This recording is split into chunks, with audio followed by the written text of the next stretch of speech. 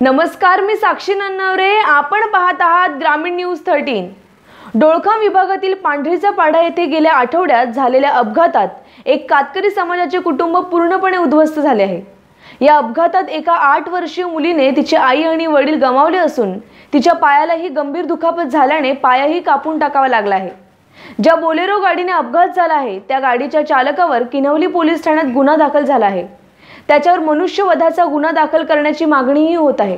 हिबळपाडा येथील कैलास मुकणे हे आपल्या मुली आणि पत्नीसह 22 ऑगस्ट रोजी सायंकाळी 7:30 वाजताच्या सुमारास टेंभुर्ली येथून घरी परतत असताना डोळखामकडून शेनव्याकडे भरधाव वेगाने येणाऱ्या बोलेरो कारने त्यांच्या मोटरसायकलला धडक दिल्याने कैलास मुकणे यांचा जागीच मृत्यू झाला. त्यांची पत्नी कमल मुकणे यांनाही गंभीर दुखापत झाल्याने मुंबई येथील सायन रुग्णालयात उपचारासाठी दाखल करण्यात आले होते. तर त्यांची 8 वर्षीय मुलीच्या पायाला गंभीर दुखापत झाल्याने तिचा पायही कापून काढला आहे.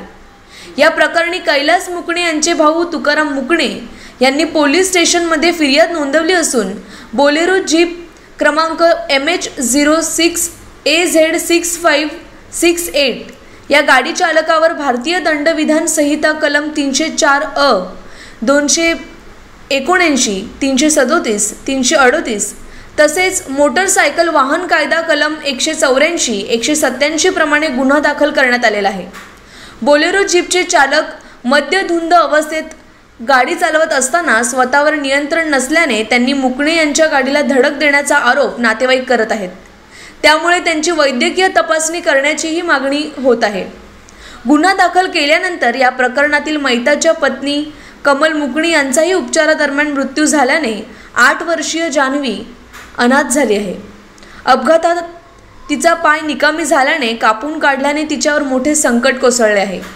तिच्या नातेवाईकांकडून संबंधित वाहन चालकावर मनुष्यवधाचा गुन्हा दाखल करून कडक कारवाई करण्याची मागणी करण्यात येत आहे. पीडित कुटुंब हे कातकरी समाजाचे असल्याने त्यांना समाजातून या प्रकरणी मदत करण्यास कोणीही पुढे येत नसल्याची खंत मुकणे कुटुंबातील नातेवाईकांनी व्यक्त केली आहे. पीडित कुटुंब पूर्णपणे उद्ध्वस्त झाले असून आई वडिलांचे छत्र हरवलेली 8 वर्षीय जान्हवी नावाची मुलगी मरण यातना सोसत आहे.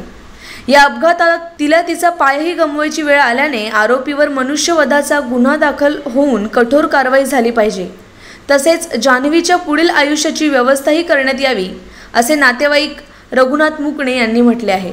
पांढरीचा पाडा येथे 22 तारखेला एक अपघात झाला. त्याच्यामध्ये आमचे कातकरी समाजाचे कैलास मुकणे तसेच त्याची घरवाली आणि मुली यांचा अपघात जोरात झाला होता. परंतु आज 22 आज 5-6 दिवस उलटून गेले तरी पण कुठल्या प्रकारची आजपर्यंत बातमी लागलेली नाही. पत्रकारांनी एक प्रकारे आम्हाला कातकरी समाजाला न्याय देण्याऐवजी त्याची बाजू मांडतात असे आम्हाला एक कातकरी समाजाचे म्हणून असे वाटते.